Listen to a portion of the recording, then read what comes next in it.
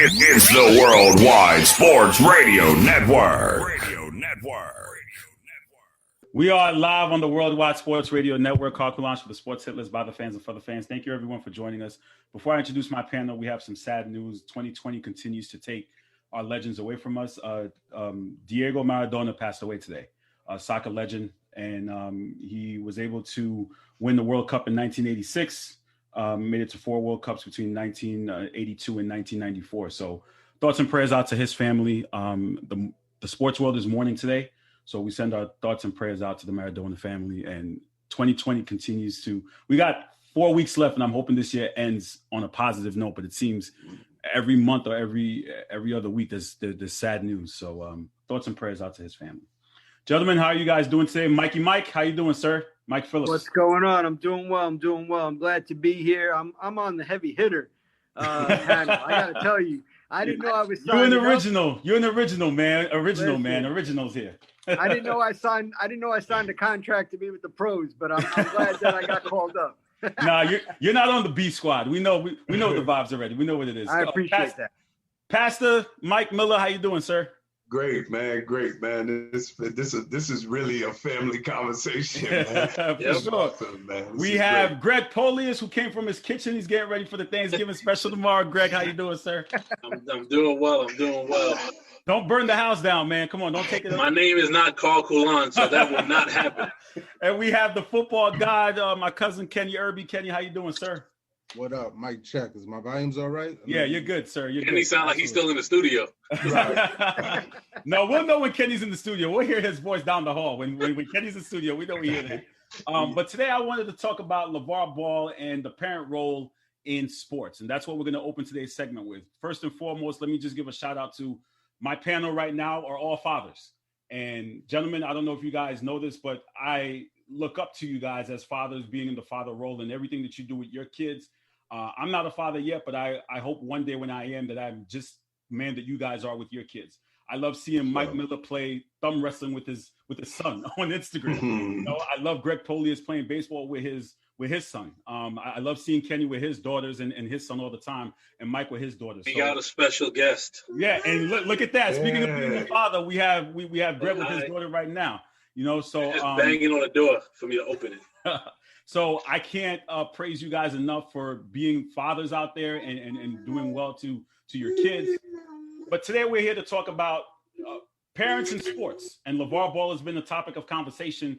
A lot of people feel that he's disrespectful the way he goes about, I guess, parenting his kids in sports. Some people don't have a problem with it. So I thought to myself, you know what, let's have the conversation with fathers who have, kids who are playing sports or who will one day play sports. So Mike Miller, let me start with you. What are your thoughts on LeVar Ball and also parenting? And are you parenting your kids now in putting them in different sports? And how do you go about it? Well, man, thanks for this. This is such a great topic, too. And it's important, having fathers here, just parents in general, always have to be challenged with this. And I think particularly for LeVar, it's a couple of ways you can look at it. You could see it as if his ultimate goal was, as he said, to get his kids into the NBA. He got 2 out of 3 sons. So for him, that's a success. But in a larger perspective, this conversation, especially starting at such a small level, my oldest kid is 6. So he just started in sports. And so it's kind of what is your intended goal? So his goal, LeVar Ball's goal, was for them to be successful and go to the professional level. But other parents, like for myself, that's not my goal for my children. The reason why my kids are playing sports, and particularly my son started playing basketball, was to socialize and connect with other kids, learn discipline, things of that nature. Things I teach them, but it can be reinforced in sports. So that's really what this question boils down to in terms of parenting: is what is your intended goal for your children? Because if it is from the standpoint of going professional, then that is how you will approach not only the sport they choose, but how you parent them in that sport. If you take a different route where you're not solely focused on the professional level and you're worried about other things within the sport, then that's also how you will approach your parenting style and with the sport and etc. So that's just my thoughts early on. So Kenny, you haven't been really in favor of LeVar Ball and his antics. Could you elaborate a little bit on why you don't favor LeVar and how he parents, and possibly how do you parent yourself and having kids who do play sports? Well, my job is not to really judge anybody's parenting style or how they want to parent their kid. That's not my issue with it. It's more if I break it down even further. I don't think it's parenting. I just don't like the way he was basically became the poster child for being a black father because he's stuck around for his kids. Like, that is an anomaly in some sort. You know what I mean? Because if we're looking at success, like Archie Manning had 2 kids who went first pick, first round, and got 2 Super Bowls apiece. So it's not about fatherhood, it's about black fatherhood. And as far as black fatherhood, you're supposed to be there for your kids. You're supposed to guide. And like my whole thing about being parenting is like, you're supposed to be there to support your kids, guide your kids, and then you let them breathe, And my problem with LeVar Ball is like, he did what he had to do as far as get his kids where they needed to be. I think his antics and just his personality got Lonzo to the second pick in the draft. I don't think his skill level, especially if you look back at the draft now and you see some of the people that went after him, I don't think his skill level at that time suggested he was the number 2 pick. But he played in a high-profile school, and his father said some outlandish things. He became a household name off of that. And I think Magic Johnson wasn't necessarily great at his job, and he kind of fell for the okie doke, and he drafted him high when it was unnecessary. When there were later picks, there were people that went later that should have went higher than they did. Right? Hindsight 2020, but it is what it is. But Magic, I think, kind of fell for the okie doke. But LeVar Ball, I don't think is necessarily the great choice to be the poster child for black fatherhood in America. And that's my whole problem with it. There's other people, like you could get Kyrie Irving's father, who was a single parent, and his wife passed away at an early age, and he had to take care of his son. And look what his son became. You know what I mean? There's plenty of examples of athletes. You got the Holiday brothers. All 3 of them are in the NBA. You don't see them posting about, like, parents are supposed to support their children and then get out the way. He uses it as an opportunity to kind of further himself business-wise, fame-wise. I think he wanted to get accolades that he not necessarily got when he was playing professional sports. And then I think he went left with it. He did what he had to do by getting Lonzo picked. I think he should have stepped away. Instead, he tried to get more of the limelight, get more of the fame, get more of the adulation. And then it kind of became a detriment because now you got the middle son who people didn't want to touch, really mess with like that. And then he takes the younger son out of high school so he could play overseas. And I just feel it was an unnecessary path. It was a harder path that he had to take when I think the path, it was kind of laid out for him. So I just have a problem with his antics and him being the poster child of black fatherhood. That's his thing. That's not necessarily, he shouldn't be boasted because he stuck around and raised his kids. Like, that's what you're supposed to do, bro. Right. You're supposed to open the door and say, old lady's walking across the street. You want to help her across the street? Yeah, I don't even thank you for that. Okay. And that was my whole thing about it. So okay. So Mike, are your daughters in Mike Phillips? Are your daughters in any sports? Just jump into this conversation. What are your thoughts on LeVar Ball and how parents should go about kids playing sports? So my 4-year-old daughter just got into competitive dance, right? She's in a dance group that is going to be competing in Atlantic City, competing at different dance recitals, right? So I'm not in the sports world just yet, but I could see, as a fan of the sports and watching it and remembering when I was on the field, there's a certain dynamic to fathers in the game or parents in the game. They're going to be your biggest fan, right? My father passed away when I was younger, so my mother was my biggest fan. And my mother would always try to boost me up with my athletic ability. I knew I was horrible. I knew I was the 12th man. On Not worse than me, Mike. Not worse than me. Listen, I knew I was the 12th man on a 9-man roster, but at least she always made me feel number 1. So there is always that ability to make a child feel better about themselves. But it gets to go too far. So going off of what Mike and Kenny both said, I think that a lot of fathers kind of take their children's athletic ability and they start living through it. right? So they start living through it and they start trying to aspire to be what their kids are going to be because they couldn't do it in their past life. They couldn't do it what they were doing. So that's why they pushed them even harder. And that's where you have the silver lining of whether or not it is detrimental to a development of a child or if it's just, tough love. Because what I didn't like about LeVar Ball is, yes, his goal was to get his children into the NBA. But LaMelo will never get a college education, at least for now. Where is his educational development? One of those things that we say when we try to push children to go into the college, especially as athletes, is because you're a student-athlete. You are both. You are getting an education and your athletic ability. Now, he did admit his abilities were to get his main goal was to get his kids into the NBA. He did that. He put his kids overseas. He did it all on athletic ability.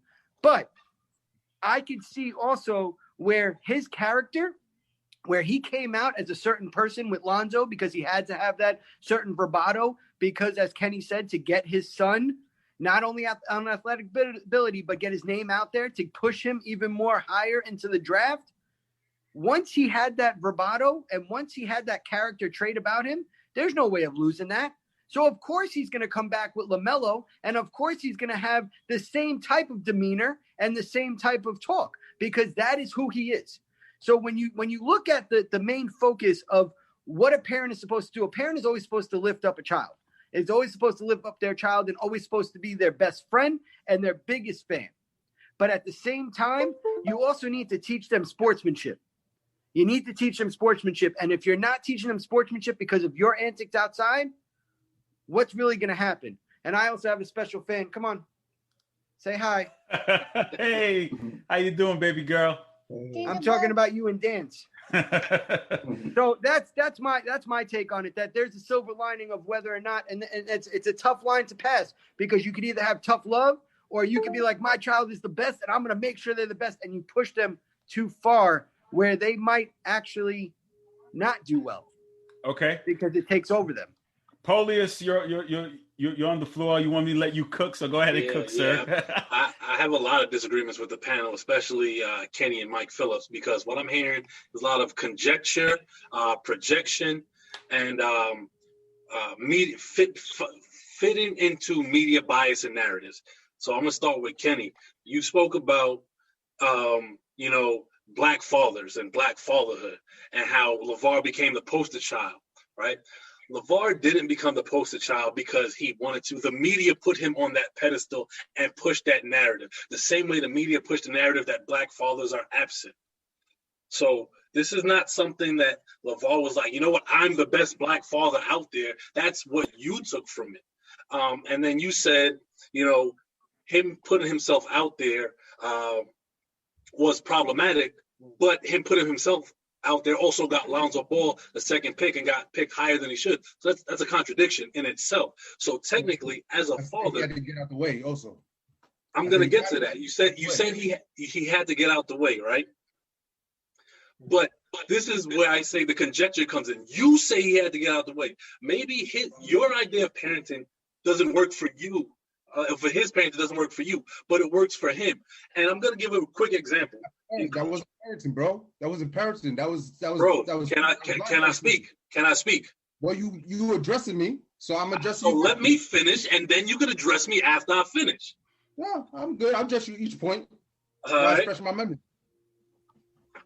So if I'm coaching on the field, right, and we have a set play, and this play is not carried out how it's supposed to be, and this kid is the same one that's been messing up in practice all the time, messes up in the game. I rip into him on the field. On the outside looking in, other parents may be like, this guy's a horrible coach because of the way he treats his players on the field.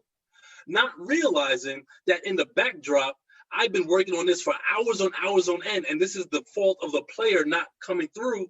But that same player that I chewed out on the field is also the same player that hits me up for advice whenever he needs it, because he looks up to me as a coach-like figure, as a father-like figure. So it's all in the eyes of the beholder, right? Just because what you see on the outside is what you think, that doesn't mean what it is. On top of that, and you saying he has to get out the way, and there was another point you made about about LaMelo, right? Now, you said he should have stayed in high school. Who are you to say that? What his son was the third pick in the draft, so clearly what he did worked. And to just Mike Phillips, you said, where's his education? Where is college going, bro? Where's college going? Well, you see, as the professor in here, that's a topic for another day. We're not. And wait a second. That's a topic for another day. We're not. We're not going to listen. Education. Don't do that, Carl. Listen, as an educator. Listen, as an educator. No, listen. As an educator, I'm not going to sit here. I'm not going to sit here and allow you to say that. Where's education? No, you got to let me finish. Where's the education? I'm going to make you That's not going to happen. Bro, I want to be a college professor, right? But you have to let it go there. Let it go there. Let me cook, right? You said you was gonna let me cook. Let me cook. Go ahead. What is the biggest issue with Black families in this country? They don't build generational wealth, right? LaMelo is now in a position to get paid to start building that generational wealth. Okay, he is now set up in that framework. Just like Vince Carter, who is probably going to go to the Hall of Fame, went back to school to get his degree. We as adults can always go back to school to get our degree. We have to stop pushing this narrative that it's college or nothing else. College is always going to be there. The goal is to build for family, right? You can still build for family, being an NBA player, and then going to college. They have an offseason, correct? Who's to say they can't do it? And Vince Carter is not the only player that did that. So to say that, to give this cliche, like, where's his education, to me, that's a false narrative that we're trying to push.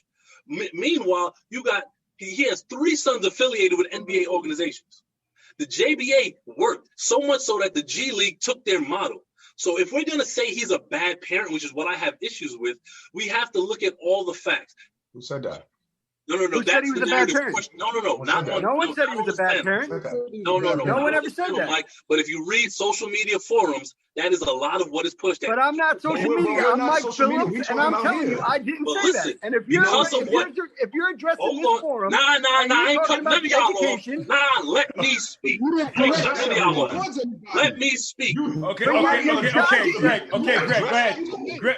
Okay, Greg. Go ahead. He addressed people. What you think they're not going to respond if he the same way y'all had your point, and I disagree with majority of what y'all said. I waited my turn. I need y'all to call everybody's name, Greg. I need y'all to do the same.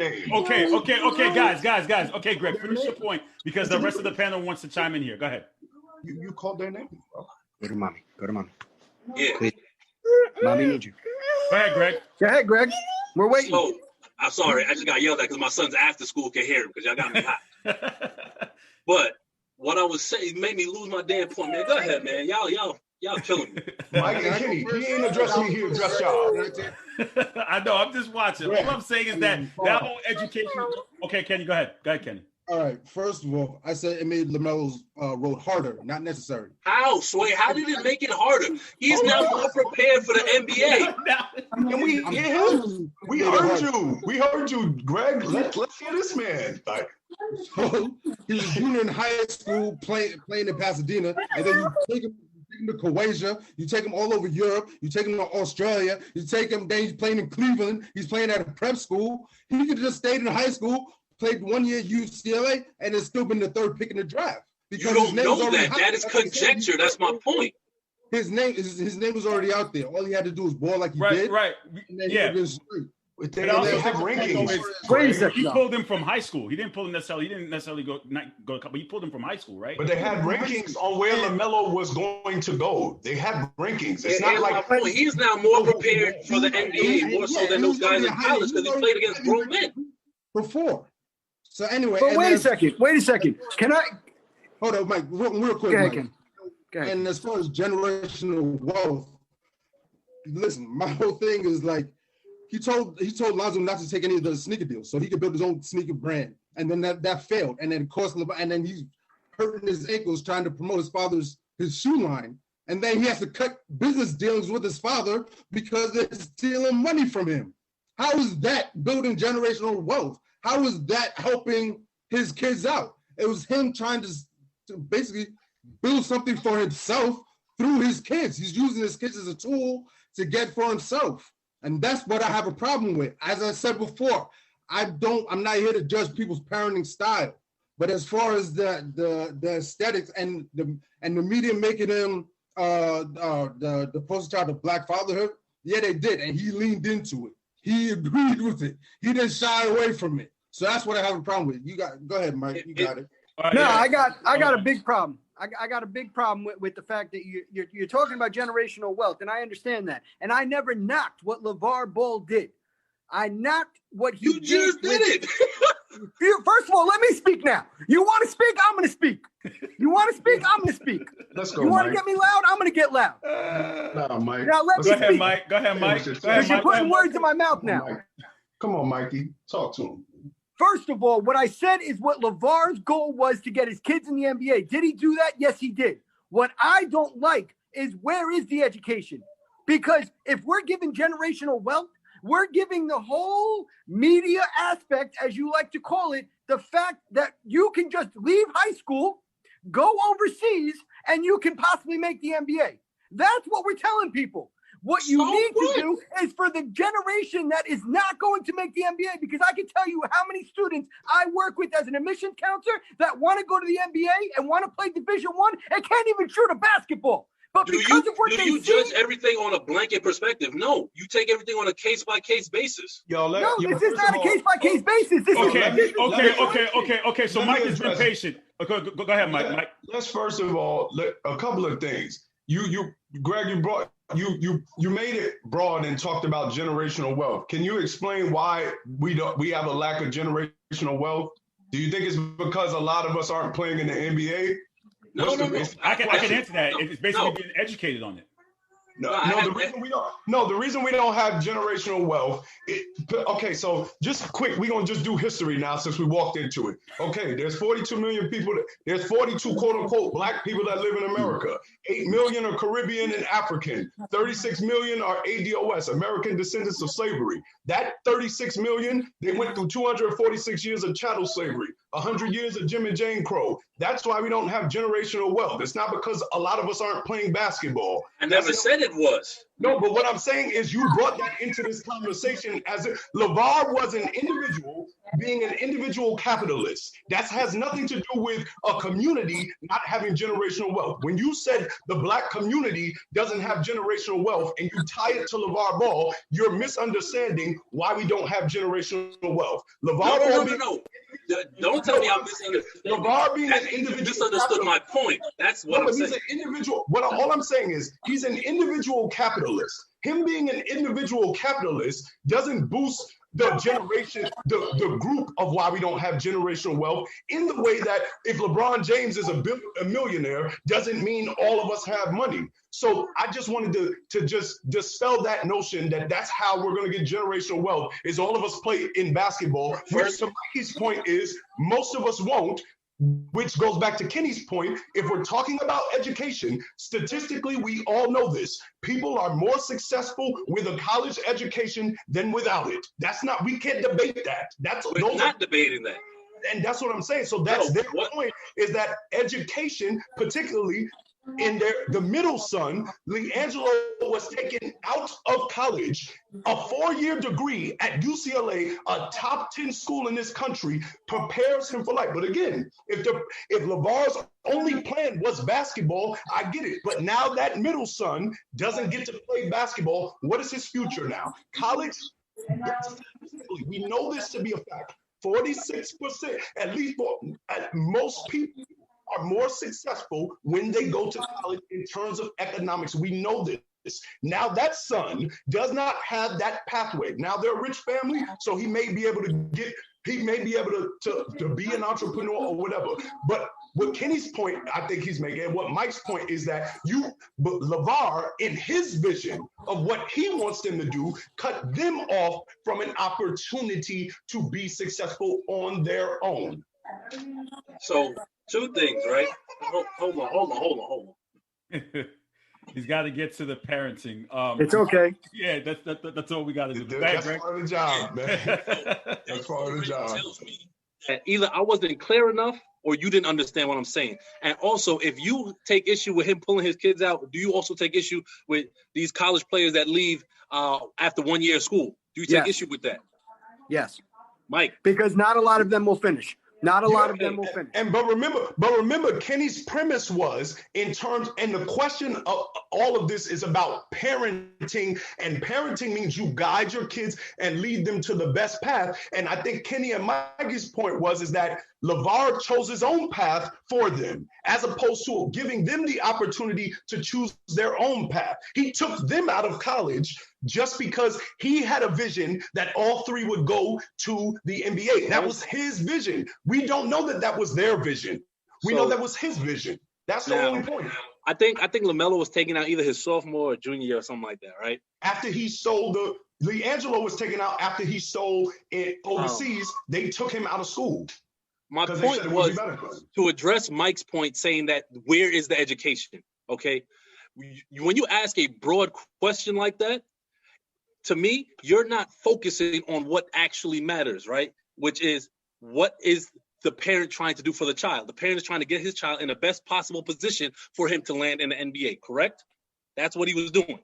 Is that what you all said? Him personally, yes. That's what we're talking about. That's what you said he was doing. Okay. He accomplished that. And Kenny saying his path was harder, right, is conjecture, because we don't know that. And quick little question for you, Mike Miller. Because you said it's all about what the child wanted to do. When I was going into high school and I was taking entrance exams for Catholic schools, and I wanted to go where I wanted to go, and my parents were like, no, these are the 3 schools that you are going to put on your list. Is that bad parenting because my parents are telling me what I'm supposed to do? Remember Kenny's point. Kenny said he never attached the word bad to the parenting. What he said is that his point was that in general, you made the role more difficult. And to your question, your parents should have given you the freedom to decide, because again, part of our parenting means we raise our kids, teach them certain things so that when they get to a certain age, as Kenny said earlier, they're able to make informed and intelligent decisions, not us making decisions for them their whole lives. Yeah, can I jump in for a second? But you know what? But Greg, I want to say this though. Pulling your kid out of high school and deciding where to go to high school, that's a different level of decision making for a kid. Absolutely. Putting him on the projection, he's on the projection to be a top NBA pick. So playing against grown men was a calculated decision to get him more prepared for the NBA. But can we be fair? Part of that was because he did not like the coach that they had. Right. The report calculated like the coach is because he wouldn't let him go tantrum.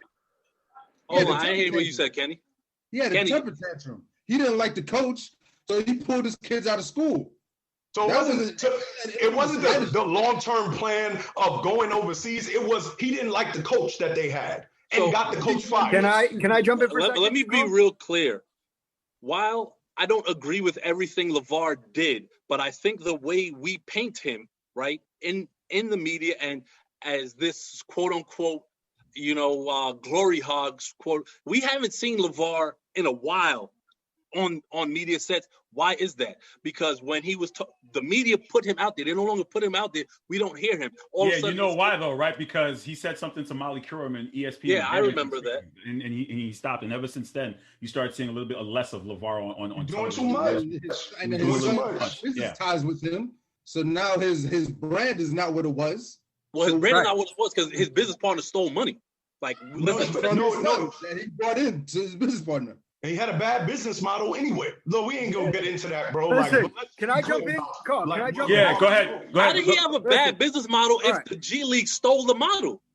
We talk about Big Baller Brand. That was okay, guys. 1 second, Mike. Go ahead, Mike Phillips. I want to just share something to put my point across with the education, because I know that was a big topic that was brought up and disputed. The reason why I bring up education and that fact of going to the most educational opportunities that you can is because, Carl, I'm sorry to use the word, but what if that athlete is to get severely injured in that sport? What are they going to do? Their contracts are null and void. Hold on. School is not going anywhere, bro. How many of them go back? Please look up the statistics. You're the admissions director. You tell me. How many of them go back?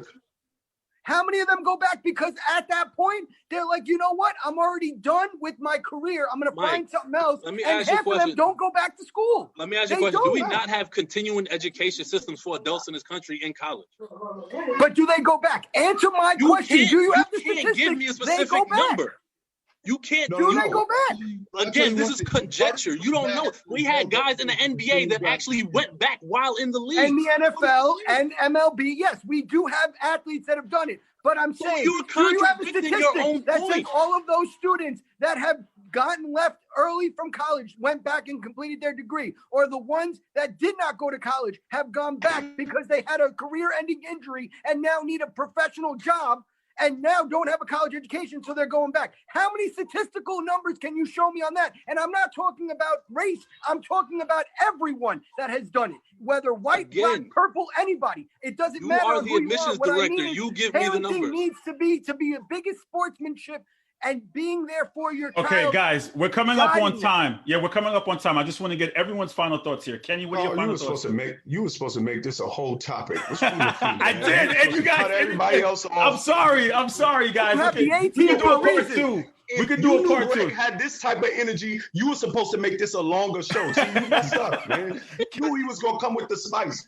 You have the Listen, A we can team make for a a part two reason. next week. Listen, we can keep the fans wanting more and have them come back next week and do a part two. Kenny, what are your final thoughts here? So, like I said, a parent's job is to guide, support, and if opportunities rise from your child's exploits, then great. But to leverage your kids, to leverage fame and fortune out of it, I think that's when it gets a little out of bounds for my taste. And that's what I feel like he did. He just leveraged his kids so he could build his own brand, so he could build a basketball league, so he could do the sneakers and just say, look, I did it my way, and this is the right way, and yada, yada, yada. And it didn't work out that way. Yes, his kids still got drafted, but I just feel like it was more, I mean, the middle one didn't work out for him, but the younger one, he was always a top prospect anyway. And then he just kind of, as long as he didn't mess it up, he'll do all right. But, you know, history will judge all at the end of the day. But he left a bad taste in my mouth the way everything went about. Greg?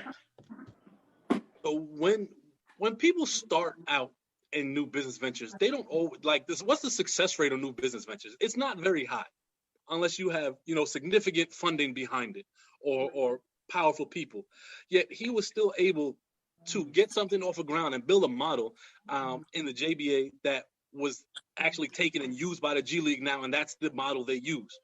As far as the Big Baller brand, there were definitely some missteps there. I'm not going to say agree with Ken that he was leveraging his kid's future to put his own.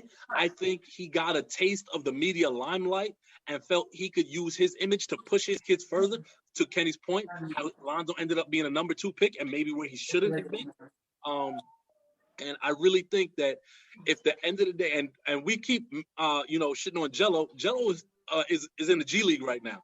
He may not make an NBA league roster, but he's a lot closer than a lot of people. You know what I'm saying? He's on OKC's G League team. Okay, Greg, go ahead. Were you done? I was just about to finish. I'm just saying that we have to stop looking at it from this perspective as he's only about himself when the goal was to get his kids in the league, and he did that. Mike Phillips? Well, first and foremost, Greg, I salute you. I could debate you all day, and I love it. And it's all out of love. So if we get heated, it's always out of love. But of course, bro. Of course, bro. No, but what it comes down to is I feel like a parent is always supposed to be uplifting a child, right? They're always supposed to uplifting their child. When it comes to athletics, when it comes to competitive sports, yes, is there a talent that's there? Absolutely. If you see a talent there, you're going to want to push it. You're going to want to help that child grow. And hopefully it turns into something. But at the end of the day, some parents take it too far. Some parents push it where that's the end all, be all. And it's not, and sometimes that's a detriment of the child, where it's pushing them too hard in the weight room, pushing them too hard on the court, where if they don't score 50, you're yelling at them in the locker room. Stuff like that. That's what I mean by the fine line. And you got to be careful with that. With LeVar Ball, I understand what his end goal was, and I appreciate what he did for his children, putting their needs first with the athletics. I have problems with the educational part, and I explained why, but I explained that on a holistic approach. Whatever LaMelo does in the NBA, whatever Lonzo does in the NBA, whatever LiAngelo does in the NBA, whatever they do, I understand it. But at the end of the day, he did what he had to do to get them there. But I think yes, I understand that the media took it too far, but there was also him as a character that he created. He had to be the villain, and he still is. And he creates himself like that and wants the media to continue to produce that. Pastor.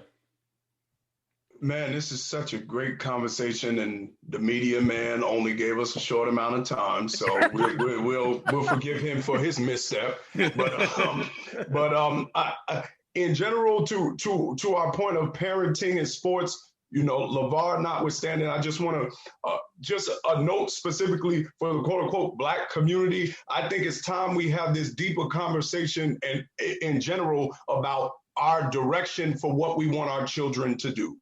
Are we always so driven for our kids? Listen, we got enough people that are willing to see us sing and dance. But at some point, we have to start asking, why is it that we're 81% of the NBA? We're 13% of the population. We're only 4% of doctors and 4% of psychologists.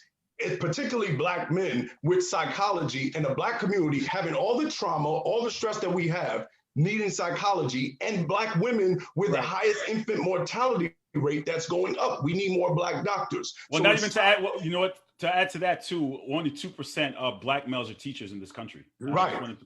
So when we start, and we all talked about it, when we start talking about parents and our job as parenting and what we would like to influence our kids and push our kids to, are we going to have a deeper conversation about, is it only just, well, they made it to the NBA, and so now that makes us successful, almost to Kenny's point of why is the bar so low, where it's just being a good basketball player now makes you a success, as opposed to you are the doctor that cured cancer, or you are the person that came in your community studying mental health up to the doctorate level, and you start helping these kids deal with their trauma of their friend getting shot down the block. Like, when are we going to start to have those conversations? Because those are those deep dives that we have to go to in this larger conversation about parenting and sports and how it intersects. And that's the more influential conversation. Carl. That's the more influential. Go ahead, Greg. I just want to address Mike, those conversations are happening within the community. The problem is you turn on the 11 o'clock news and it's negative to the last 5 minutes of the episode. You know what I mean? The media pushes a negative stigma on our community, and it's been that way for decades. And that's why we have these convos to change that. And look, LeVar, look, we knew he was coming, and you let him in. He had to wrap it up. No, I did because I'm gonna let him wrap up. I let him in at the end. I let him in at the end. Anthony, 1 minute. Go. 1 minute. Your thoughts on this, because I know you want to talk about Uncle LeVar. Damn, man. Got out the elevator and had to get on. Go ahead. I know. Go ahead, bro. For one, y'all need to stop all the false narratives. Stop all of the emotions and everything, trying to basically your preconceived notions, trying to push them forward after they were again proved wrong by my Uncle LeVar, because again, he spoke it into existence and he told you, and what he said happened. What happened? Huh? He said all three. Did Lonzo not get drafted? He told us all three. He told us Kenny, all you three. look so interested in what Ant has to say. So, I just want to see. Can you just cut us out and let Ant and Kenny talk? No. I mean, that's all I want. They still have each other blocked. You know what's funny? Kenny still has him blocked on Facebook. Kenny, is he still blocked? Yeah. Especially from him. I need answers. How is the business not good in his business partner? Did you get your kicks? Huh? Did you get your kicks? Did you get your big baller brand sneakers? No. I don't want to hear it. That I ordered. Didn't you order the slides? You got the slides, No. right? You did order 3 years ago. You ordered them kicks. No. You ordered them when Mike was living in New York. Mike, he ordered them when you were living in New York. That's how long ago. That's what I'm doing. His business partner took your money. That's my brother. He know why I'm asking him. What I ordered your uncle came. took Now your money. again, let's go back to his business partner was able to steal millions. How was it not a good business if they made millions? You didn't check your YouTube and stuff. What? He stole Lonzo's money. That again? He said he stole Lonzo's money. You heard what he said? You heard what he said? Broncos money if that was profits. What do you mean? I don't know, man. Some shady business going on at You Big didn't see Baller. the, all right. You know what? Check Like I your, said, check, we'll do check a your part two next YouTube and see the lines that was down a block or whatever. And I had video when I was at the JBA game and the lines was You again went to a around. JBA game? Of course I did. What do you mean did I go to a JBA game? You support the family. I respect that. You support the family. I Of course respect I did. But he didn't play none of the And players, right? again, what? He didn't pay the players, so of course he had the money. That The again? players didn't get paid. Ain't nobody Who get didn't paid, man. They get paid. Nobody- They Of course did he get had money. paid. They did get paid. They really did. Nobody got paid, bro. They did get paid. What are you Well, talking they about? did. That's why the league folded. Think the players weren't getting They paid. had no. For Nobody one, the got league paid. didn't fold. For two, they did get paid. It was just two or three players who was. It was just 2 or 3 players that was saying they didn't get paid again because the guy who was running it was robbing everything and messing everything up. Hey, bro. All right, So guys. Thank you so without much. that You know what, happening, Anthony? y'all wouldn't have Anthony, anything to say. That's not Anthony, LeVar's fault. Tell me Anthony, what about that is LeVar's Anthony, fault. we'll do a part 2 next week, bro. If you want, we'll do a part 2 next week. No, I need them to tell me what about that is LeVar's fault. Did he pick the business partner? Did he pick I the can't business even partner? hear you. There's too You much picked of an him. echo. Did he pick the business partner? Did he pick him? He Did he did give him what? access to the funds? Well, He gave him access to everything. So he's a bad judge of character. Who told us that then? That's Who told all. us that then? Who do you blame? But Who do you it blame? happened. Agents, Give me a bad judge of character. managers, everybody, Oh lawyers. my God. It happens. Nah, you're a People get bad robbed. judge of character, man. Tim- Man. Tim You guys Duncan. take care. You know what? His You agent guys robbed take him care. for hundreds of I'll millions. talk to you guys soon. You That's guys Tim take care. Duncan's Thank fault? you for joining me. Yo, Anthony, that's I'll talk all to you I later. Tim Duncan got robbed for hundreds Guys, of millions. That's Tim Duncan's fault? Anthony, I'll talk to you later. And listen, we'll do a part 2, I promise. No, is that Tim Duncan's fault? Counter, right, Mike? Yeah. Counter, right? You guys take care.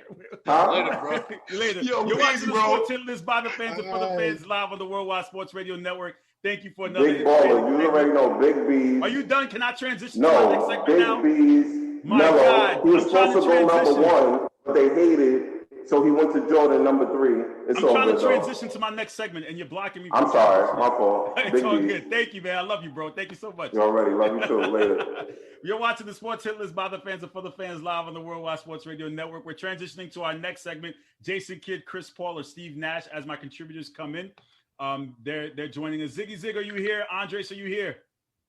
Yes, Yo, sir. what's Yes, going sir. on? Is it Listen, I safe? gotta keep the people wanting Is more, it man. I know safe? you guys. It's safe. I know you guys want to see the rest of that segment, but I had to keep the people wanting more. You get what I'm saying? Like, Listen, I understand what you're saying, man, but that was a wonderful segment. Like, I was very in tune to it. I don't have kids Yeah. myself, but I enjoyed that. Yeah, it was definitely one for the ages. And you know what's crazy? And you know how these segments are developed. For those who don't know, we're in the group chats daily. Like, the Hit List has like a different group chat for every single sport. And we were talking about LeVar, and I said, you know what? Let's have this conversation. And I knew we know what Kenny can bring. We know what Mike Phillips can bring. I didn't see that side coming from Mike Phillips at all, but he definitely did bring the heat. Shout out to him. And we know what Greg can bring. Oh, now, come on. We know Mike from SFC days. We know how he give it up. For sure, It's a matter for of time. sure. Mr. Numbers, how you doing, sir? I'm doing amazing as always, brother. You know the vibes, healthy, working. That's all we can ask for. God bless. Manny Schefter, what's up, sir? What's going on, gentlemen? Yo, that last convo, that was spicy. Yeah, Very definitely. spicy. That's what we I do think- here in the Hit List streets. That's what we do here. I think security in the building was about to pull up and was like, yo, where's Kenny at, man? And we got the co-founder, Mr. Ziggy Zig himself. How you doing, sir? What's going on, man? What's going on? I'm glad to be here. Man, you can take off that garbage Nets jacket. Watch So, your mouth. This Watch your segment, mouth. I got to give the flowers and Ray Jarvis's words to Mr. Andres Rivas. He tagged me. He said, Carl, you know what to do. He basically mentioned Chris Paul and Jason Kidd, I believe it was. And then I think Steve Nash got torn into. So I said, you know what? Let's have ourselves a triple threat a match here at the Sports Hit List where we talk about all three players, Chris Paul, Steve Nash, and Jason Kidd. So, Andres, the floor is yours. You believe Chris Paul is better than the other two. What's your case? Yes, sir. Well, I mean, before we get started, you know, I'm not an inspirational speaker, but I do like to say some words. First of all, happy Thanksgiving to all the people that are watching us. Whatever conspiracy theory you have about Thanksgiving, just throw it out the window. Like me personally, I celebrate Thanksgiving because I'm thankful. Thankful I have family. Thankful there's food on the table. Thankful I got to see another day. You know, a lot of people don't get to see another day. A lot of people don't get to see food on the table. So we got to be thankful for the little things in life. even though we're in the midst of the 2020 crisis. But we're healthy, we're working, there's food on the table. What more can you ask for? So Amen. Happy Thanksgiving to all the families that are watching us out there. That's for one. Number two, I mean, what's not to say about Christopher Emmanuel Paul, the point guard, the greatest point guard that I've seen with my two eyes besides Mr. Wardell Stephen Curry, who I believe is the second greatest point guard of all time. Chris Paul, when you think about Chris Paul, you think about a leader. You think about sacrifice. You're thinking about someone that can impact everyone around him. You're thinking about efficiency. You're thinking about someone that is a superstar, and the league was like, you know what? We can't let this guy team up with Kobe Bryant. Like, that's how good Chris Paul was in his prime. So when you think about Chris Paul, you think about assists, steals, rebounder, points per game, floor general, the point guard. I mean, we're going to get into it soon, but I'm going to leave those in a few words. Ziggy Zig, you making the case for the two-time MVP. What's your case?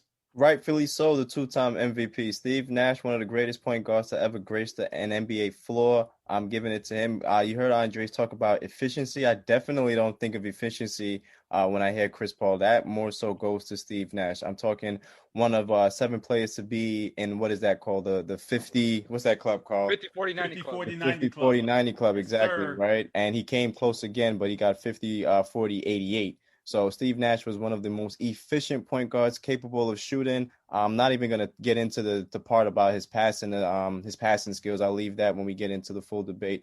But Steve Nash, efficiency, great shooter. I won't say scorer, great shooter from all levels of the floor. So, Manny, I know you're the resident Jason Kidd and the Nets fan. Clearly, as we can tell, you got the Nets throwback on. You got the Brooklyn Nets hat on. So, what are your thoughts here? How does Jason Kidd even fit into this conversation? He don't. Oh, you don't? Okay. Okay, Zig. Anyways, my man was the first player to ever record 15,000 points, 10,000 assists, and 7,000 in rebounds as a point guard. This man paved the way for all the point guards that we have currently in this day. Obviously, he's not the one to be the one to give you the 34 points, 40 points and stuff. This man was Mr. Triple-Double before Russell Westbrook. Let's remember that. This man has 107 triple-doubles career-wise. And he was third all-time in triple-doubles. But obviously, we know LeBron and Westbrook will beat that record. But let's put some respect on Jason. Let's put respect on Jason Kidd's name. This man turned an entire franchise around. Literally in his first season joining. His first team, when he was with the Suns, before he got drafted by the Mavericks, when he was with the Suns, he went to the playoffs every single time he was with the Suns for 5 years. The minute he gets traded to the Nets before that had 26 wins. What happened his first year with the Nets? 52 wins. My man took him to the finals, put up great numbers to help his team excel. Obviously, we got swept by the Lakers. No team in the East was beating that Lakers team. I'm sorry. Rest in peace to Kobe. And Shaq, one of the greatest centers of all time. They were not beating them. Let's just remember that. And we pushed the Spurs to 6 games.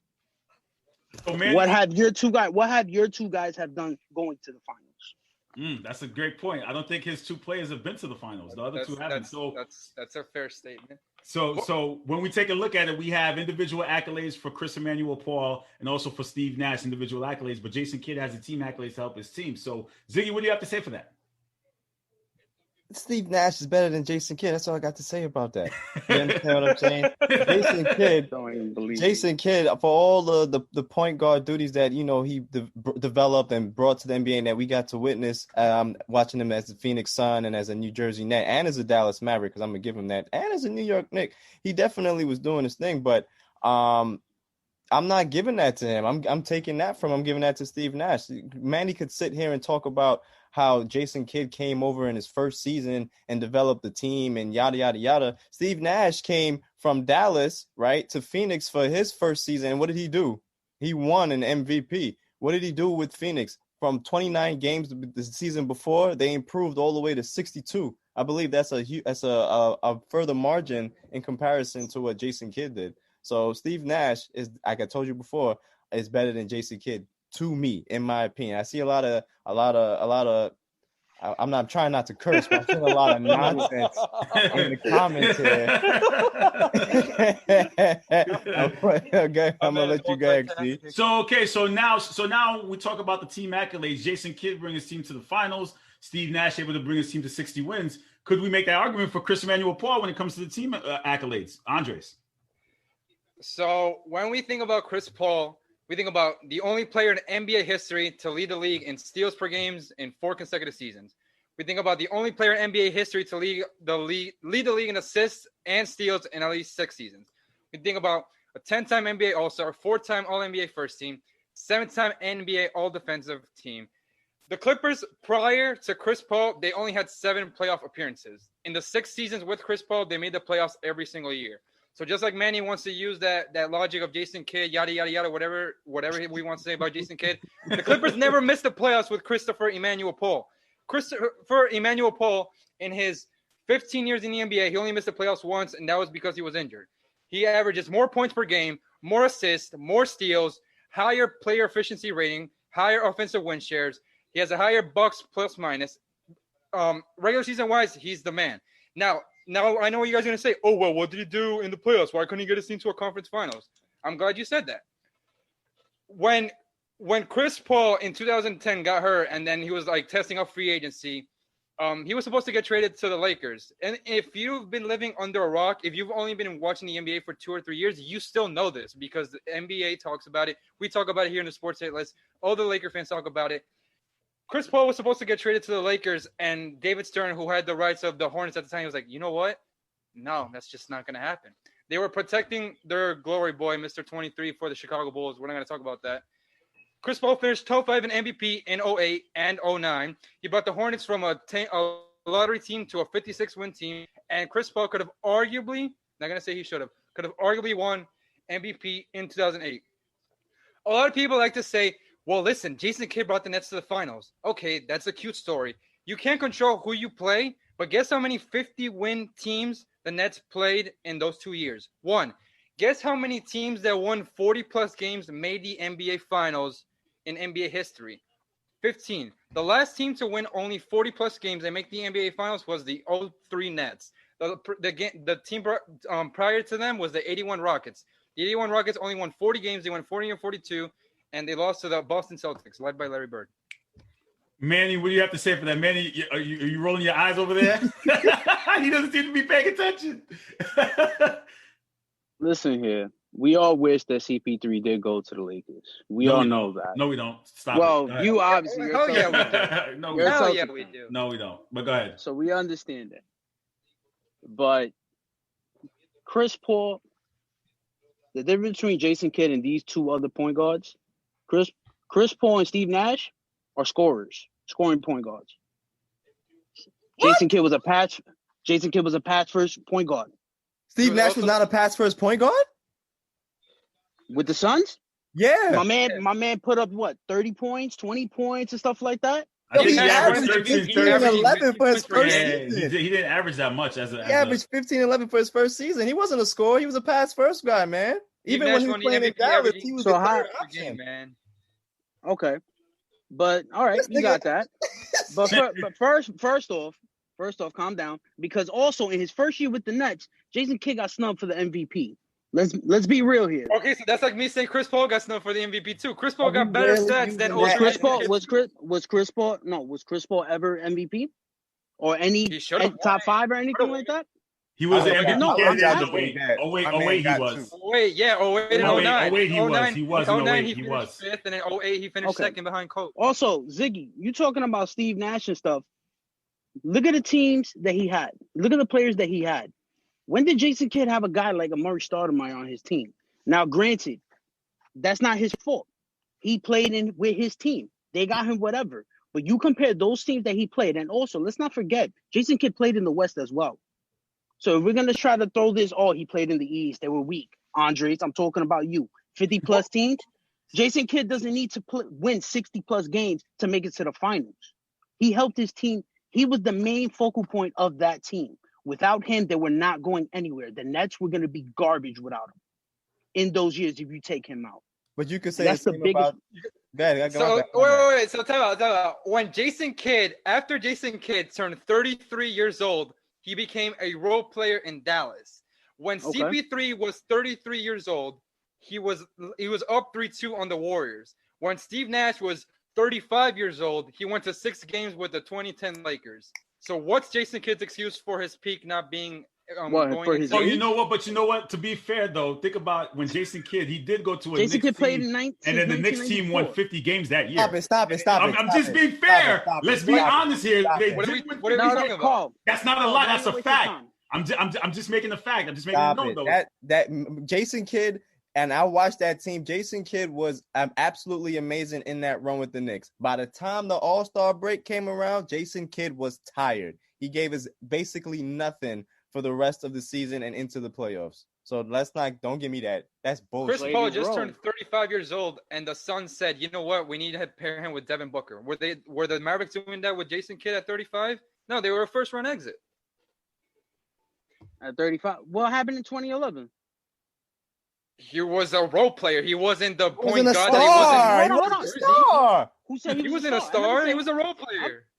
He wasn't a star when he was with the Mavericks the second stint. We know that. The second he played stint, his yeah. role, but he was one of the main guys to help out with that team to win the Okay, chip so let's as talk a about team this. athlete. Okay, so let's talk about this though. Starting a franchise, you look at all 3 point guards that have great dynamic, and you can't go wrong. Who do you start your franchise with? We already know my answer. Chris Paul. Steve Nash. Listen, but why? Jason Kidd. Make me a case. I'm starting a franchise. I have these 3 guys in the draft. Knowing what you know, who do you take? Chris Paul. Because he was a better floor general, longevity. He was a scorer, first point guard, and he could give you 10 assists a game. His peak was longer than Steve Nash. He wasn't as efficient as Jason Kidd was. Jig?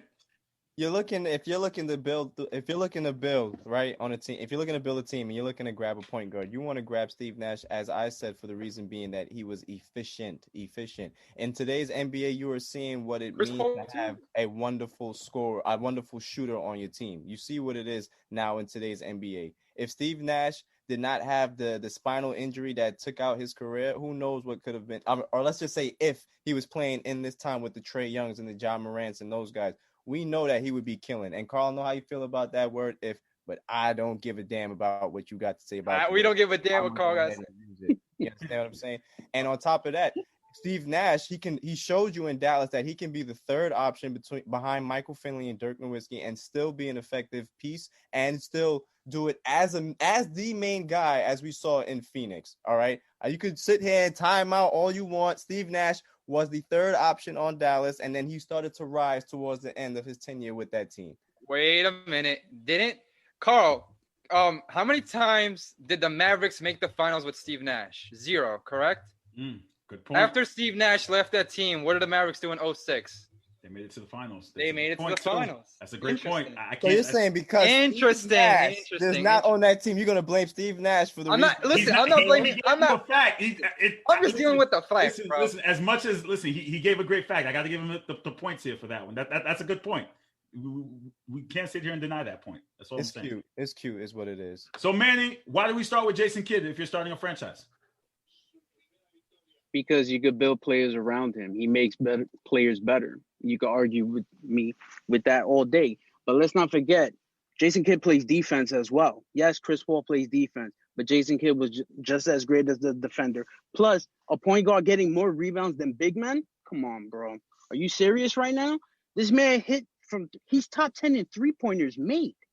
Top 10. Where's Chris Paul at? Where's Steve Nash at in that? So, they passed him already? 10, but he can't even shoot the So Jason Kidd is a better defender than Chris Paul, but Jason Kidd has 4 times NBA All-Defensive First Team, and Chris Paul has 7.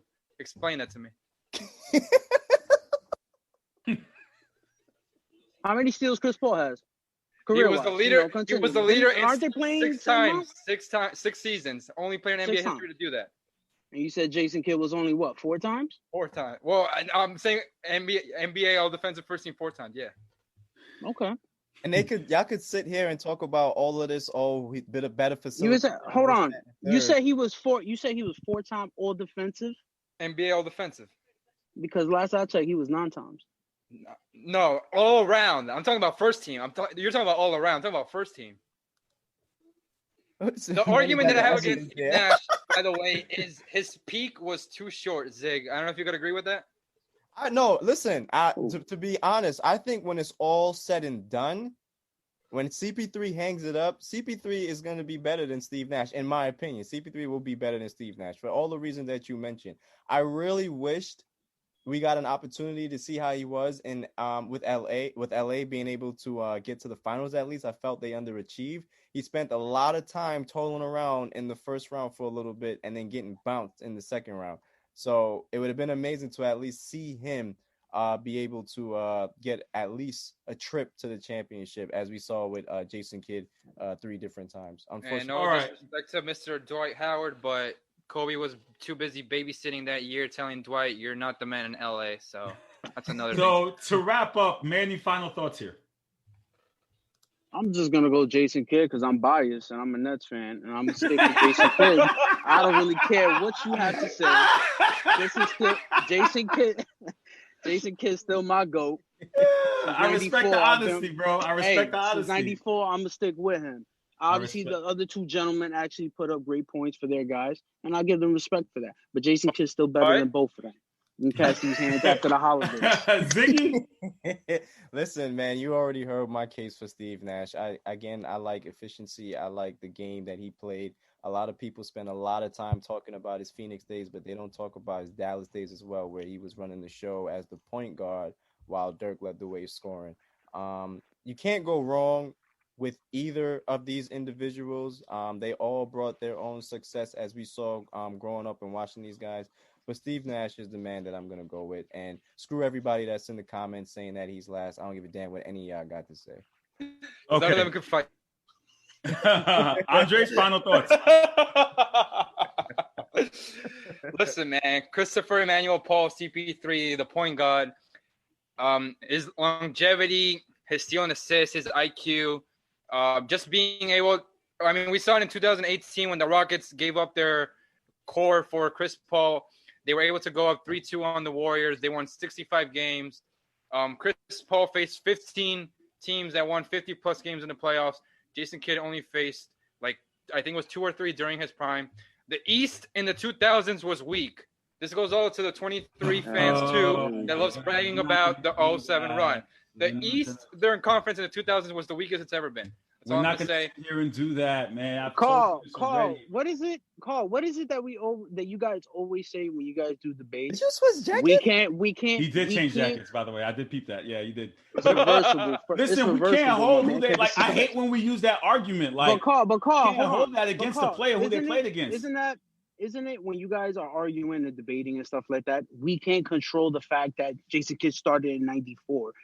Steve Nash started in '96. We can't go by that. We can't. Based on their eras they played. That's it. But that's what you just said. Oh, Jason Kidd played. No. I said. Besides the fact that you play who's in front of you, what's more impressive? If you face a so wait. What years were you saying the East was weak? Give me a range again. What years? What years? Early 2000s, 2001. Early 2000s, until 08, 09. So that means, to use your logic, that means the Heat run was weak because the East was weak into 06. The Pistons won 60 games, bro. What are you talking about? But I'm saying what you said. The Pistons won 60 games. I said what you said. Listen, you notice how it changed, right? Hold up. You see how it changed, right? I just said, you know what? Hold on 1 second. I specifically asked him what years because I set him up for the trap. And you know I'm right. That's a terrible bait. That's terrible bait. 08, the East was the weakest it's ever been. So I can sit here and say, well, the Miami Heat's championship was weak because the East was weak. They played a 51 team and a 61 team. You know how many 51 teams? That's not going to your point though. So my point is going to my point. We can't sit here and say that. Is this guy the moderator? Is this like? I had to call a spade a spade. I'm sorry. I had to switch my hat on. I'm sorry. I for some reason that just irks me when someone says democracy. We have to stop doing that. This is unbelievable, man. Come on. We have to stop doing that though. We have to stop saying the East was weak. We have to stop saying that though. It was. Say that. The facts are there, bro. So hold on, Carl. So apparently he said the East was weak during those years, right? So I guess the Celtics run was weak too, right? It is. If we're going by his logic. I'm not going to mention my team What? because I know The it's Celtics. completely What? biased. What happened with the Celtics? He said that you're saying that the Celtics. Yeah, you're run- saying the Celtics run was weak as well. The 08 run? Yes, the 08 Celtics most overrated championship team in history. What? Oh shit! I'm gonna let Carl handle that one. Look at that. He put the bait. He threw me the alley-oop. Oh, look at that. No, I'm not gonna say anything. I'm tired of debating that. I'm Carl, 7 games with the 8 seed Hawks, 7 games with the Cavs, 6 That's games fine. with the Pistons. I can sit here and take blows at him too, but I'm not gonna sit here and do that about how. Listen, I can sit here and say how Shaq and LeBron saved this guy's career, but we're not gonna do that. So I'm gonna. He didn't though. Listen, it is what it is. I mean, I'm not gonna sit here listen. Without Shaq, Carl, was LeBron? Just say LeBron. But he Carl, wants to be just say petty. the I can word. be just as petty. It is what it is. You guys, thank you for joining me. What happened, Andres? One more thing. Rest in peace to Diego Armando Maradona. I'm not wearing his jersey right now, but even if you don't watch soccer, you know who this is. It's just like the Pope, just like he was an iconic The hand of global God. figure, just like Kobe. Like, you know who he is if you heard his name. So rest in peace to Diego Maradona, who's passed at 60 years old today. Yeah, it's really Hand of sad, man. God. Like I said, this year 2020, man. I'm You ready. can't deal with too many of it, man. No, It's too much. You guys, thank you for joining us here on the Sports Hitters by the fans for the fans. Don't forget, tomorrow we have a Thanksgiving Day special at 11 o'clock. Happy fans out there. Thanksgiving. Happy Thanksgiving. I'm definitely thankful and grateful for you guys. Definitely appreciative. Love you guys. You guys stay safe. Don't eat Stay too safe. much and party it up tomorrow for sure. Shout You're out, watching the shout out, Go ahead, shout go out ahead, to man. shout out to the Ravens screwing up the best game matchup for tomorrow. Yeah, you know what's crazy? My chat's blowing up because we had a schedule on deck for tomorrow's show, and now I gotta shift segments and figure out what we're going to talk about. 2 games that people necessarily don't care about. But we're We going to could talk about the Raiders. No, I don't think so. Not after Sunday's game, my man. You had it. Hey. You had it. We had it.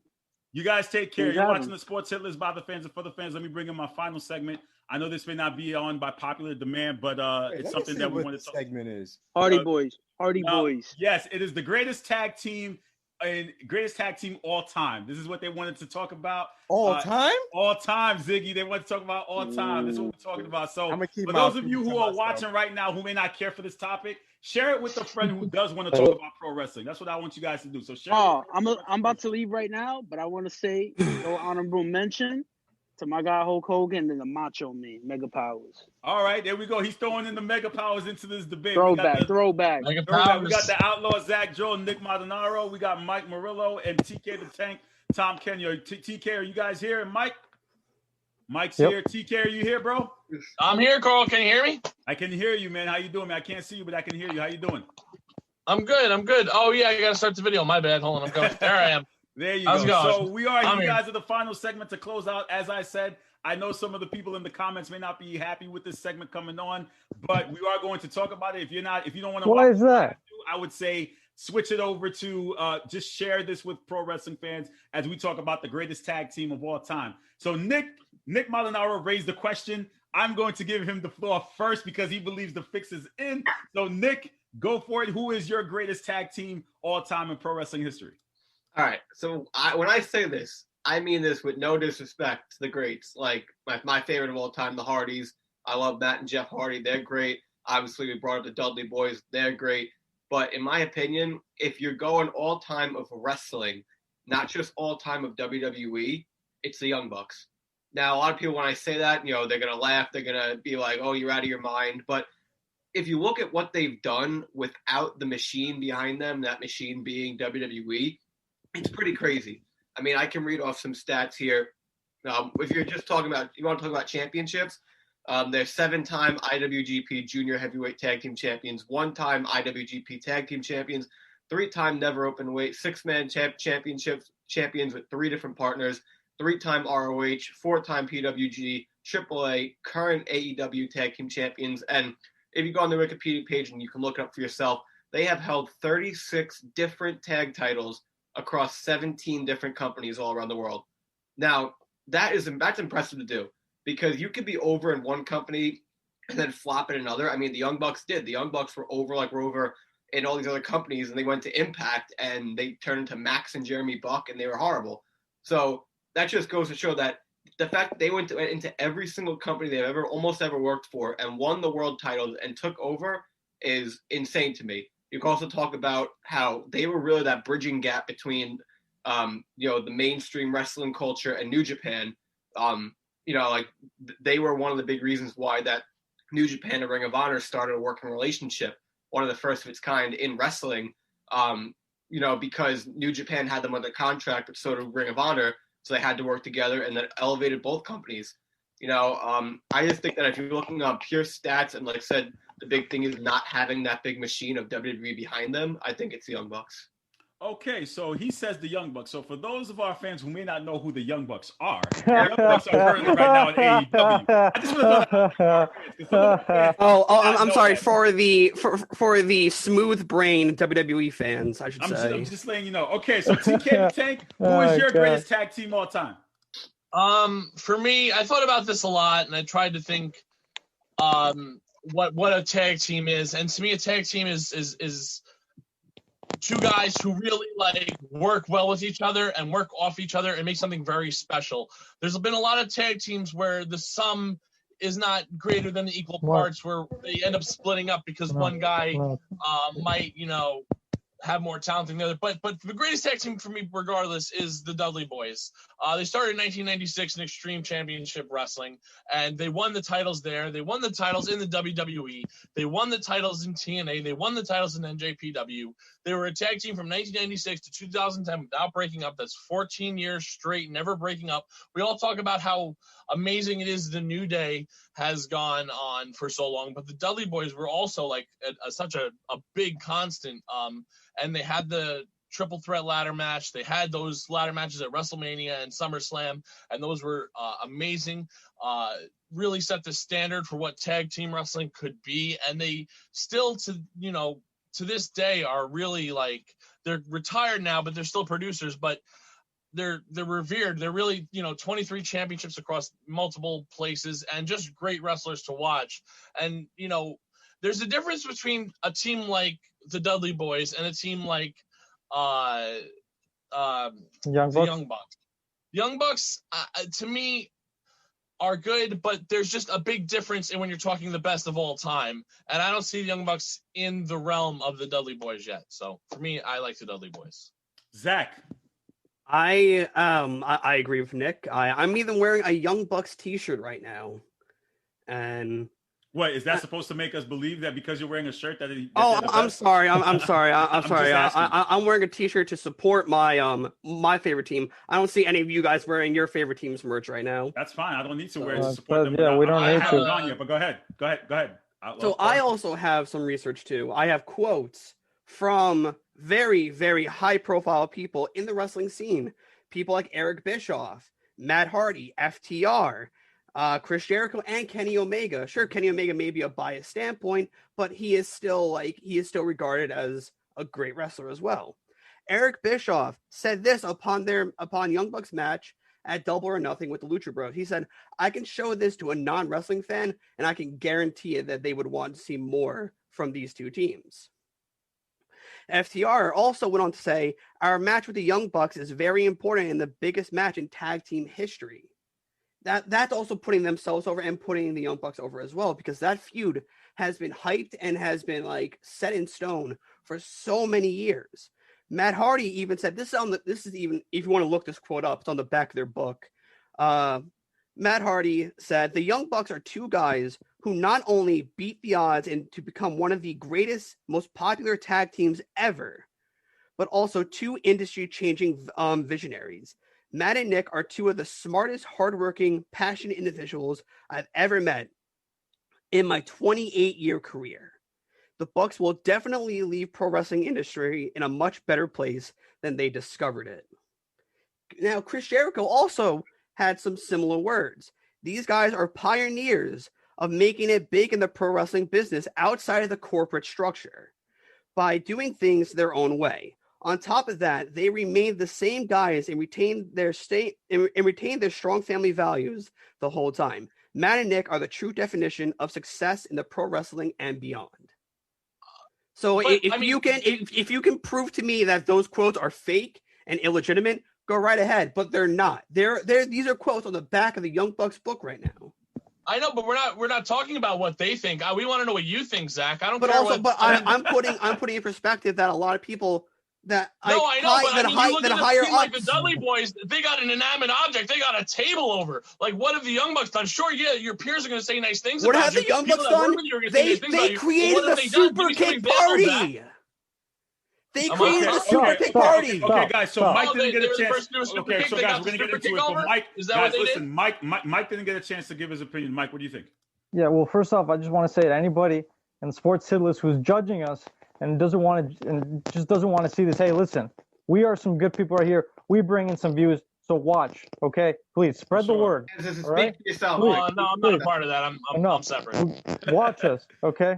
Anyway, so Tom Kenny brought up the Dudley Boys, and I was kind of leaning towards that, and I was thinking the same thing, but then it came to mind that I was looking so many tag teams and just thinking about the whole industry.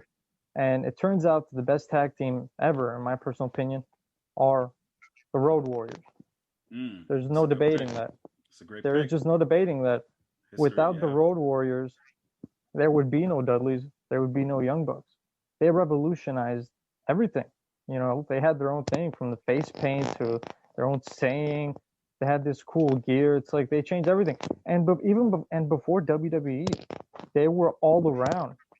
They were in Japan. They're actually one of the very few teams in the beginning to have a relationship between the WWE and Japan start, because they were so popular in Japan. I mean, they were just a great team. Not to mention, they went through so many trials and tribulations within their career. Animal had an addiction to all kind of drugs, and he had to overcome that in order to be a better wrestler.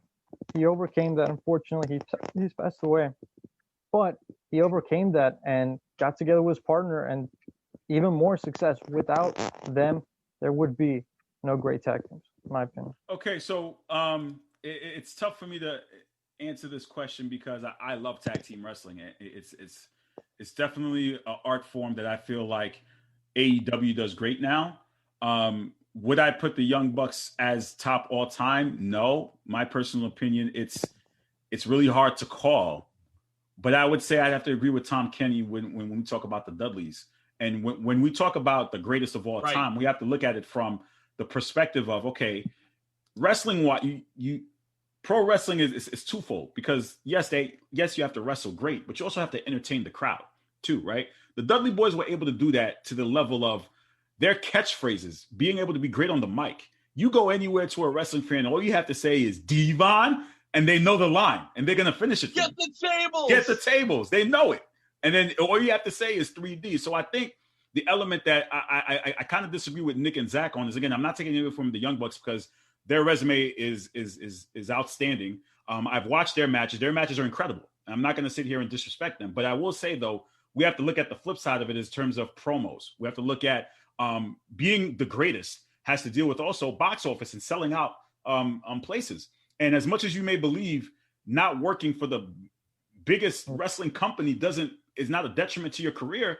It kind of is, in a sense. It's a personal choice, of course, but should you not want to work for the top company? That's like telling a NBA player, an NHL player, or NFL player, listen, I'm not going to work for the top company and go work at the low level companies, but then I'm still the best. To me, that doesn't add up. Can I bring up one more thing? I dispute you. Let me just bring up one thing. One thing real quick, because Zach was talking about quotes. There is not a single wrestling journalist or wrestler, for that matter, that could say a bad thing about the Road Warriors. So when you want to talk about quotes, you just brought up a little bit of guys. They have a whole stack of people that quote them and that love them. So I'm just making a better case for the Road Warriors. I just want to touch on two things that Carl said. That obviously I agree with you 100% that the big part of wrestling is getting the crowd involved. And obviously, I said that line. If you say Devon, someone knows get the table. You say what's up, everyone knows that. And when it comes to, Young Buck fans, independent wrestling fans, they know that when you throw that up, a random stranger will also throw that up. When you say no, they'll also throw that up. Hold on, let him finish. Let me counter that. Okay. The Young Bucks actually received a cease and desist from WWE because they made that so big. If that wasn't a problem, they didn't make it so big, they wouldn't have received a cease and desist. And they turned that into a best-selling T-shirt. So the Young Bucks capitalize on a lot of things. Another part that you said, they don't want to work in the biggest company. It's like a basketball player not going to the NBA. I would agree with you if And like I said, you're going to think it's a shot at WWE. It's not. It's honestly, I think we can all agree that as of right now, tag team wrestling is not the main focus of the WWE. Fair. That's a fair point. Absolutely. They have good tag teams, New Day, Street Profits. They have good tag teams, but that'd be like if you just say the NBA was, back like it was in the 80s when it was really bad and it was not, that good of a league. It's just if they went to WWE, they would not be utilized and be able to use their full potential what they're using now. So I don't think that's a good comparison that, they've never worked for the best company when the best company doesn't really prioritize what their specialty is right now. So that's a bad thing to bring up. Hold on, TK, I'm going to get to you, but but to counter this, this did not come from the Young Bucks. We know where this came from. No, I didn't say that. Okay. I'm just saying, who made this famous. I'm just letting you know. The NWO. NWO. Well, not even the NWO. This is from the Clique. The Clique started it, and it went over to the NWO because you had members of the Clique who went to the NWO. That's where that all originated. And like I said, that's the big thing with like I said with the Young Bucks is they used to throw up the 2 Sweet all the time, and then they received a cease and desist from WWE. Same thing with Suck It. They couldn't use that anymore. Both were T-shirts, best-selling T-shirts. And if you also talk about mainstream, recognizability, their new book, Young Bucks, that at Barnes & Noble's was number 11 last week when it released on the Barnes & Noble's Top 100. So if you don't think that they're mainstream, then I don't know. I think they're more. Well, you know what? I mean, number 11 is not number 1, but TK, go ahead, man. Hey, for guys that nobody knows, it's pretty good.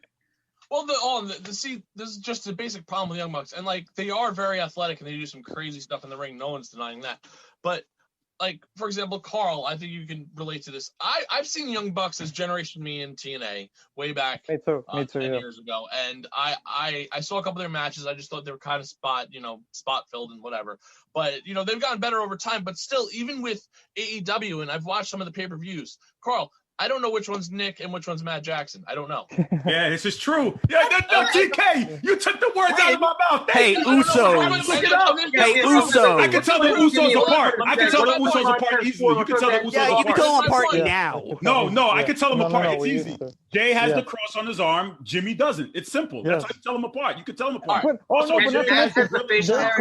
It's not rocket science. It's not like the Bellator. That's a great point. That's a great point, TK. TK, go ahead. If they don't have enough charisma to shine on their own, they need to stay together. That's why they don't make it under the bright lights of the TNA or the WWE. Once they're on TV, you kind of see these guys are lacking charisma. So while they can go to different promotions and do very well and do a lot of cool stuff, they don't have enough charisma. You look at the Dudley Boys, it seemed like that. Either one of those guys could have succeeded on their own. You saw Bully Ray was a successful singles run. He won the world title. So I don't think Matt or Nick Jackson could ever go on and win a world title on their own. I'm going to chime in. You're saying they're lacking charisma. Also, beyond that, like, WWE has offered both, like, Matt and Nick Jackson. I'm not saying they wouldn't be great. No. Hey, let me finish. Go for it. They have been offered WWE contracts the day before, like, AEW was formed, and it's been quoted in their book. They were sitting in their hotel rooms waiting for a phone call from either person. And they were going to take the one whoever called first. And who called first? Tony Khan. Well, WWE also signed Vladimir Kozlov. They don't always sign the most charismatic guys. I'm just talking about charisma. We're ignoring charisma, though. That's just like you said. You're a very casual Young Bucks fan, so obviously you might not see that. But if you follow them, yeah. But I've been watching their matches for 2 years. But you know what it is, though. I find it's just tough with the history of tag team wrestling in any promotion, because we're not just talking WWE. Yeah. We're talking NWA, AWA, WCW. There's been a long history of wrestling. The Young Bucks are pretty relatively young, and to consider them the greatest of all time, pun intended. I think that's another thing, because we're ignoring. Wait, hold on, Michael. Go ahead, Nick. I will say that the title of this was greatest tag team, so I wasn't envisioning of all time. And also, too, my motto, Carl. If I really didn't watch them, I'm not going to make a case for them. So I can't sit here and like your friend said, the Mega Powers, Macho Man, Hulk Hogan. Yeah, I'm sure they were great. I just have not watched enough of them as a team to argue that. So I'm following who I've been following since I was, 14 years old. Fine. That's why I'll make the case. Let me just say this one thing, okay? Now, without the Road Warriors, there would not be Dudley Boys or Young Bucks. No, I just wanna actually, throw that out there. if it If wasn't there for would the be no Rock and Young Roll Bucks. Express, there would be no Yeah. Young Bucks. Well, there's a lot of other Wasn't tag for the teams we haven't Road talked about. There's the But- Fabulous Freebirds. There's the Midnight Yeah. Express. Well, There's don't get the into that, 'cause Rockers. The Rockers, hold on a ironically, sec. never won tag team TK, gold. TK, we also have a Mountain Rushmore coming up, so that's why certain names haven't been brought up. Right, So I just but want you, to throw that out but you there, know guys. what? It's a matter of knowing history, and like I said, I'm not going to sit here and disrespect the Young Bucks because what they do is phenomenal. I just think when we talk about the where do they rank if we're going to make a list, and as Mike just previewed, we are going to get into our pro wrestling Mount Rushmore. The first episode is tag teams. You know, do the Young Bucks make an ultimate Mount Rushmore list of tag teams? When you're talking about tag teams in wrestling, we still haven't talked about the Nasty Boys. We haven't talked about the Steiners. You haven't talked about the Hart Foundation. You haven't talked about the Four Horsemen that were evident in NWA. You didn't talk about the Wild Samoans. There are a lot of tag teams that have gone through the years. Even Harlem Heat, who was never really a WWE, but a WCW powerhouse. Harlem Heat was great. Consistency. Yeah, you want to talk about there's a lot of tag consistency, talk about teams. Harlem Heat. So it's a question of, okay, as a pro wrestling fan, where are you going to put the Young Bucks? Wait, That's but a Carl, question. hold on a second. But Nick brought something up that he says that he's kind of, and Nick, you could correct me. You correct me if I'm wrong, but you're going on tag teams that you've seen the most. So of course he's going to put the younger tag teams there, being that he's seen those tag teams more. You know what I mean? Like, and that's why I started my opening case with no disrespect to guys like the Road Warriors, Rock and Roll Express, all these guys. Like, I just did not get to see enough of them to make a definitive argument for them. Whereas I've seen the Young Bucks, since I was 14, been following them, Japan, all these different companies that they've worked for. So I can make an easier case for them. So Zach, is that your reasoning too? Yeah, like I've experienced more with the Young Bucks. I'm still a young wrestling fan. I came into the wrestling scene like late 2008, early 2009. Yeah. So at that point, the Hardys were essentially broken up, and they were having their feud at that moment in WWE. So I didn't get to experience such tag teams. Like if I'm to have my own, like when we do our Mount Rushmore, I'm assuming that that's for individually for everyone here, right? Our own Mount Rushmore. So is that just Well, the way that works, the Mount Rushmore works is everyone gets to pick their own 4 picks. And then from the 4 picks, you will pick one to make the ultimate. And then the entire panel has to agree on on who makes the hit list. That's how it works. But no, for me, if I never got to experience the Young Bucks, I would put more younger team on this list, like the Usos. Like Usos and New Day have had some of the greatest tag team matches in WWE history as of recent times. but that's just so unfair, though. I'm still a young fan, so you have to give I the don't think it's benefit of the unfair. doubt. I think you can still speak for the younger generation. I don't think there should be not counted. I think the Usos and New Day have been absolutely phenomenal. I think the Young Bucks have had a great career. They've been together for a long time. They've never broken up because they don't have the charisma to do so. But they're still together. No, They're still doing actually, it. there's always been teases of them breaking up. I have backhanded compliments. And now, hey, also, Carl, you opened up with us saying, for those who don't know the Young Bucks, I'm sorry, our numbers on the AEW injection prove otherwise. Yeah. Okay. All right. Yeah, all right. no. Also, too, Carl, They do know. real quick. You talk about how with the WWE, why did FTR turn down almost 7-figure contracts from the WWE to go work with the Young Bucks? Listen, I'm not going to sit here and say WWE is perfect. Listen, they're not. Especially when it comes to tag team wrestling. We have seen. Listen, we have seen them lack in that division. I'm not going to sit here and say that, but again, it goes back to the root of the question: is about the greatest of all. Like that was what was questioned, and I specifically asked it in the group to make sure I was getting the wording right. When we're talking about the greatest of all time, I mean, talking about the greatest of all time, the Dudley Boys, Pro Wrestling Illustrated, voted them the best tag team from 2000, 2009, best tag team in those individual years. I think, they've got a lot of accolades from other people, and they've really built it up over a long, long time. You know what? We haven't even talked about two of my other favorite ones, the Hardy Boys and the Edge and Christian. Where do we put them? Yeah, they had a Edge great run during the time. I almost picked Edge and Christian. You're gonna have to wait for Mount Rushmore. Absolutely. No, wait, but hold on a second, because Zach just said something unfair. Okay, Zach just said that. Oh, okay, look at us. We get 400 views and this and that.